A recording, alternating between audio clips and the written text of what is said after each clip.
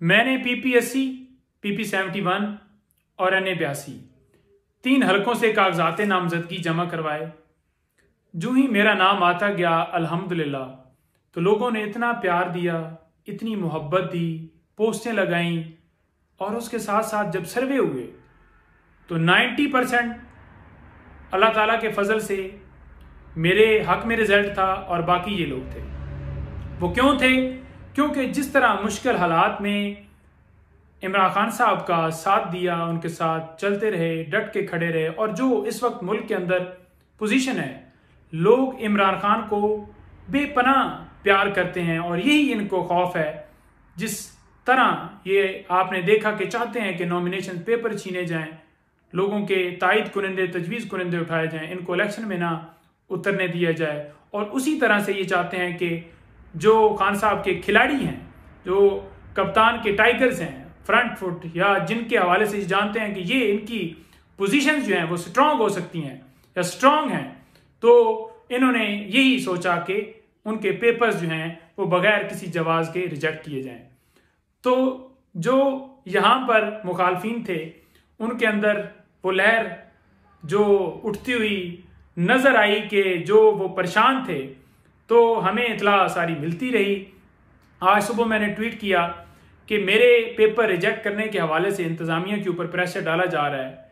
Revenue department, excise department, दूसरा तीसरा सबको एक्टिव किए। किसी तरीके से नईम के जो पेपर हैं वो एक्सेप्ट नहीं होने चाहिए, क्योंकि आपको ये भी बताऊं कि PP80 से मरियम नवाज साहबा ने दरख्वास्त दी तो फौरन ही वहां पर मैं पहुंच गया और मेरी टीम ने भी वहां पर दरख्वास्त दी PP80 से, क्योंकि वो सरगोदा आई थी तो हमने उन्हें वेलकम करना था कि आप ये ना समझें कि कोई हल्का खाली। अल्हम्दुलिल्लाह वहां पर 9 से 10 पाकिस्तान तहरीक इंसाफ के रहनुमाओं ने पेपर्स जमा करवाए, तो उन्होंने मेरे पेपर बगैर किसी वजह के रिजेक्ट कर दिए। मैंने अब वो देखा है तो उसके अंदर ये है कि हमने इनको बुलाया है तो ये आ नहीं सके, इन्होंने आकर हमें तफसील नहीं दी, जो हमने इनसे सवाल पूछा वो इन्होंने बताया नहीं। 27 तारीख को और 28 तारीख को 2 दिन, 27 को सरगोदा में सलाहुद्दीन साहब के पास गया, उन्होंने मेरे पेपर क्लियर कर दिए। उन्होंने कहा आपको बिल्कुल आने की ज़रूरत ही नहीं है, 30 तारीख को लिस्ट में आपका नाम होगा। ठीक है, मैं उनकी बात के ऊपर यकीन करते हुए मैं जिद करता रहा, आप वीडियो देख लें, वो मेरी पड़ी हुई हैं, रिकॉर्ड के ऊपर हैं। मैंने कहा जी वो मुझे रिसीविंग नहीं दे रहे। इसी तरह से मैं यहाँ पर PP71 में जब मैंने पेपर्स जमा करवाया तो मुझे उन्होंने कहा कि ये जो एक्साइज की रसीदें हैं ये आप लेकर आएँ। मैंने वो प्रोवाइड कर दी। फिर ये कहना कि एक दिन पहले इसे बुलाया गया है, नोटिस भेजा गया है और ये आया नहीं है। मुझे कोई बुलाया नहीं गया, मुझे नोटिस भेजा जाता मैंने क्यों नहीं जाना था। जब मैं पेपर जमा करवाने के लिए चला गया हूं और मैं तमाम अपनी तफसीलात आपको दे रहा हूं, तो मुझे फिर भागने की क्या जरूरत है भाई। आपने मेरे तायद कुनंदे, तजवीज़ कुनंदे तो नहीं उठाए, तो आपने ये समझा कि अब पेपर्स जो हैं वो किसी न किसी बहाने से इनके रिजेक्ट करके इनको रेस से आउट किया जाए। तो हम नहीं जानते, कौम नहीं जानती, पूरे पाकिस्तान में यही हाल है। मैं देख रहा था लिस्ट कि जिन लोगों के पेपर रिजेक्ट हुए हैं, तो मैं हैरान हो गया कि अगर आपको इतना ही खौफ है तो फिर आप इलेक्शन क्यों करवा रहे हैं? फिर आप मान जाए ना हार। होता तो ये है ना कि आपने मुकाबला करना है तो ये सियासत है ना, सियासी मैदान के अंदर मुकाबला करें।